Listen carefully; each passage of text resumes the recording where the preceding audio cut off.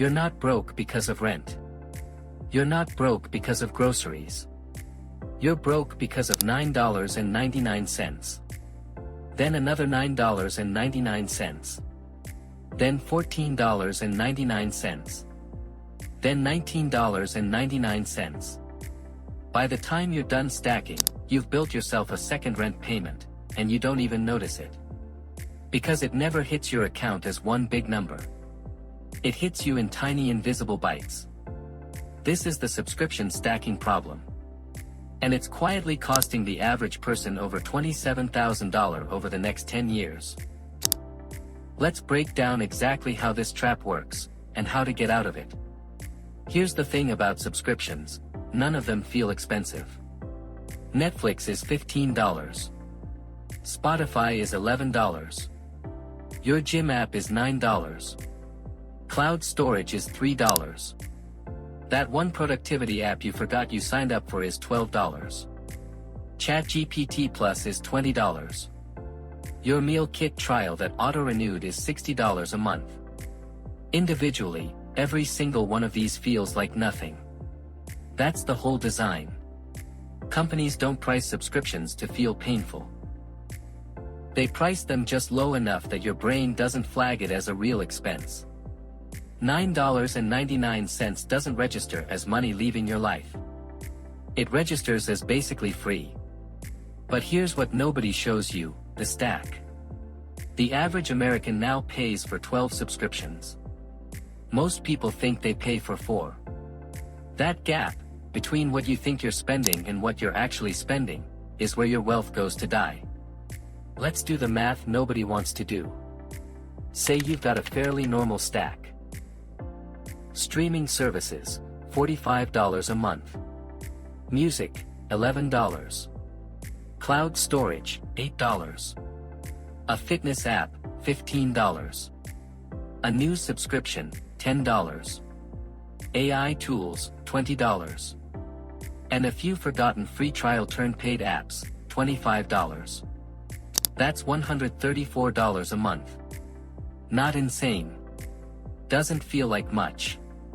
But that's $1,608 a year. Now here's where it actually hurts. If you took that same $134 a month and invested it instead, at a pretty average 8% annual return, here's what happens. In 10 years, roughly $24,500. In 20 years, roughly $79,000. In 30 years, roughly $200,000. That Netflix subscription isn't costing you $15 a month. It's costing you a car. That AI tool isn't costing you $20 a month. It's costing you a chunk of your retirement. This is the part subscription companies never want you to calculate. Because the moment you see the opportunity cost, the spell breaks. You'd notice a single $1,600 charge on your card immediately. You'd call your bank. But spread that same $1,600 across 12 invisible monthly charges, and your brain treats it as background noise.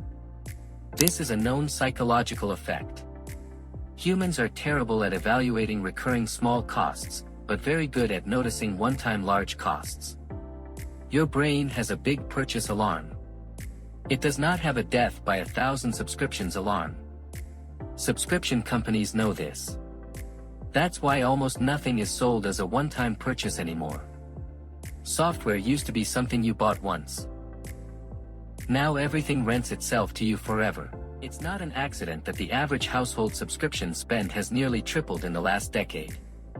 The business model only works if you stop counting. So here's how you actually fix this.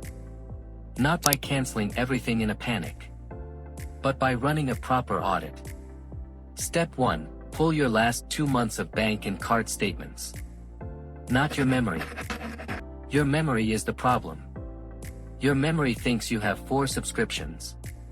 Your statement will show you 11. Step 2. List every single recurring charge, no matter how small. The $2.99 ones matter just as much, they add up exactly like the big ones.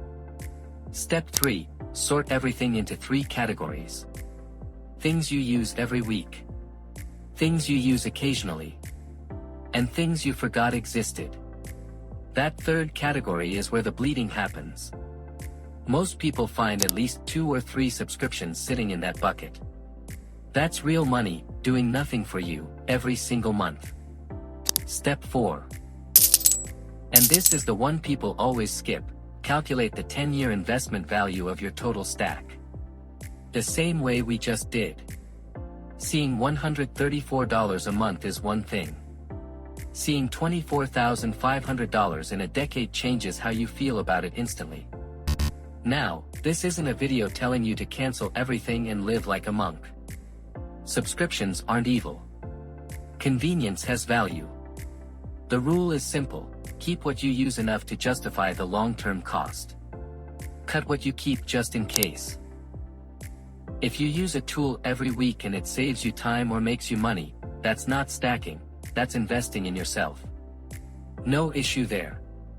But if you're paying for something you opened twice this year, that's not convenience.